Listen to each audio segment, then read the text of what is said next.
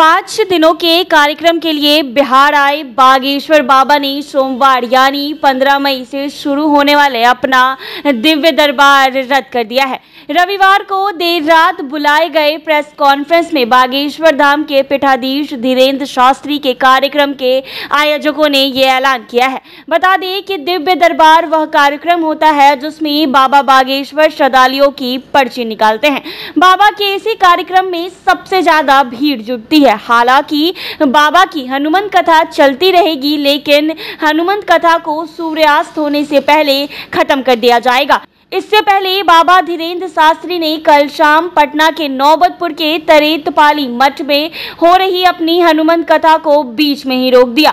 बाबा के कार्यक्रम में इतनी भारी भीड़ उमड़ी थी कि स्थिति बेकाबू हो गई थी। हालात को देखकर बाबा बागेश्वर ने अपनी हनुमान कथा को बीच में ही समाप्त कर दिया। बाबा बागेश्वर ने उसी दौरान लोगों से कहा था कि वो कम संख्या में उनके कार्यक्रम में आए।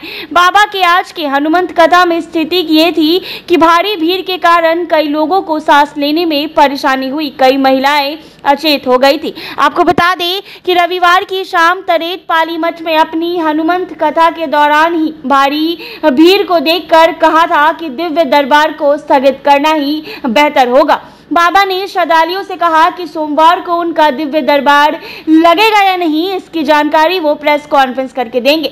बाबा ने कहा कि श्रद्धालुओं को उनकी कथा और दूसरे कार्यक्रम को घर से टीवी और सोशल मीडिया पर ही देखना होगा।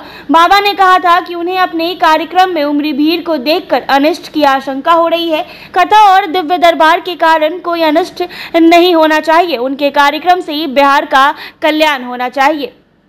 दरअसल बाबा बागेश्वर के कार्यक्रम के आयोजकों ने जितने लोगों के आने की उम्मीद जताई थी और व्यवस्था की थी, उसमें कई गुना ज्यादा लोग कार्यक्रम में पहुंच गए हैं। बाबा बागेश्वर के कार्यक्रम के पहले 2 दिन यानी 13 और 14 मई को सिर्फ हनुमान कथा होना था। 15 मई से 17 मई तक दिन के 12 बजे से दिव्य दरबार लगना था। 3 घंटे के दिव्य दरबार के बाद शाम 4 बजे से हनुमान कथा होनी थी। बाबा ने दिव्य दरबार रद्द कर दिया है। फिलहाल सिर्फ ये जानकारी दी गई है कि सोमवार को होने वाले दिव्य दरबार स्थगित किया गया है। मंगलवार और बुधवार को दिव्य दरबार लगेगा या नहीं, इसकी जानकारी नहीं दी गई है। स्थिति की समीक्षा करने के बाद मंगलवार और बुधवार के दिव्य दरबार के बारे में जानकारी दी गई। आपको बता दें कि बाबा का आज दिव्य दरबार लगना था, जिसको गर्मी के कारण स्थगित कर दिया गया है। अब बुधवार और मंगलवार को लगेगा या नहीं, इसकी जानकारी अब तक